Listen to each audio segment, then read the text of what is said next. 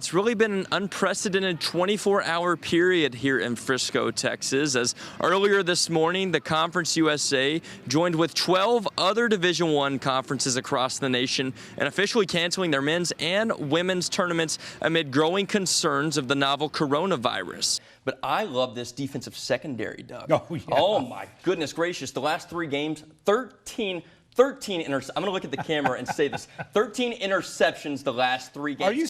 While the coronavirus pandemic has brought the sports world to a screeching halt, it's also provided an opportunity for sports players, teams, and leagues across the country to help out their surrounding communities. Cooper mishandles the snap, decides to do it himself, dodges a pair of tacklers, scampers down the sideline and into the end zone to pay dirt for 6, just like they drew it up.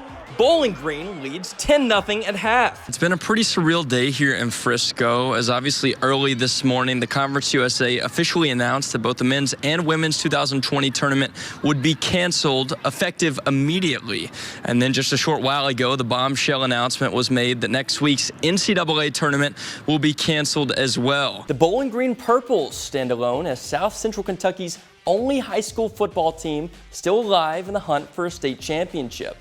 Coach Spader's squad enters the week just 48 short minutes away from playing for the school's 7th state title next Saturday afternoon in Lexington. Clinton County, mad respect, mad props to Clinton County. They played so tough. They played a fantastic game and ultimately just didn't have enough at the end. In the fourth quarter, Bowling Green was able to close it out and win by 16, which that score was not indicative of how close that game was, how well contested it was, Doug. But Clinton County played their rear ends off, and credit to Coach Messer's team. He coached a heck of a game. That was a really fun game to watch. The atmosphere was unbelievable. For really the first time this regular season, high school football across the Bluegrass State has been heavily impacted by COVID-19.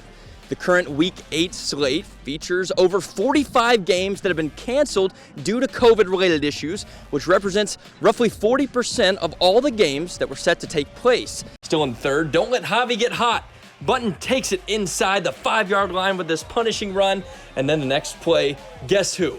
It's Button finishing off the drive with a touchdown run to give the Purples a 14-6 lead. Nobody has played a schedule as tough as Bowling Green's this year. They are battle-tested. They've been in those big moments, and we've seen it in the postseason. When it comes down to crunch time, they're prepared. This Bowling Green Purples defense, folks, the real deal. You don't need me to tell you that. But they were absolutely fantastic once again. And once they got settled down, once they got settled in and under the bright lights of Kroger Field, it was game over, Doug. It really was. The Western Kentucky Hilltoppers dropped to 0-2 to start the regular season on Saturday as they fell to the Liberty Flames 30-24.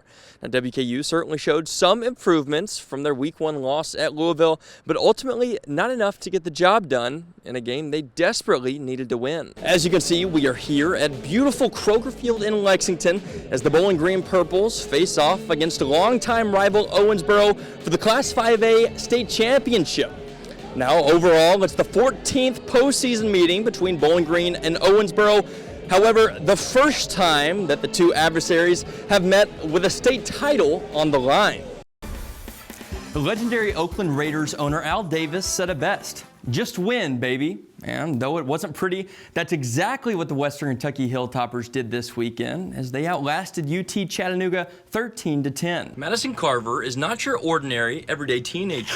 Contrary to most females her age, the Franklin, Kentucky native spends her free time training for hours on end with hopes that it will one day pay off in a golden way. When we started competing and stuff, I didn't even know that you could go to the Olympics for boxing, honestly. And then we did some research on one of my favorite boxer is Vasily Lomachenko. And he won like 2 or 3 gold medals in the Olympics. And I was like, that's what I want to do. Picking up a sport like boxing was never on Carver's radar until the start of last year when her 15-year-old brother, James, began to train at a local facility. It was then that Wildcat Boxing Academy head coach Scott Grace first met Carver and started trying to convince her to give the sport a try.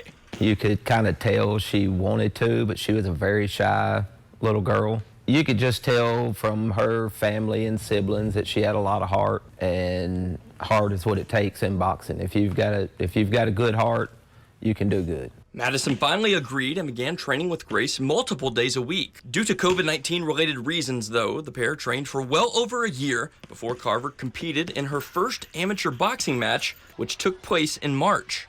In the months since, Madison Carver has pushed her record to 7-0 overall and won a number of tournaments, including the 3rd annual Atlanta Classic last month. It's like a completely different athlete from the first bout to the 3rd bout to the 6th and 7th bout. You know, it's about repetition. You put in the time, you put in the work, and it's about repetition. You find something, stick to it. Carver has now turned her attention to the Tri-State Golden Gloves tournament, which is set to take place in Huntington, West Virginia at the end of July. A championship there would catapult Carver to nationals and provide a legitimate pathway to not only joining Team USA, but also potentially competing at the Olympic level in the near future. While the roadmap to competing on an international stage is certainly exciting, Carver says right now she's just focusing on improving every day and putting in hard work to become the best possible version of herself. Boxing has helped me with my confidence, and it has helped me learn that I can push myself harder than I ever thought I could. I'm a lot tougher than I thought I was, honestly.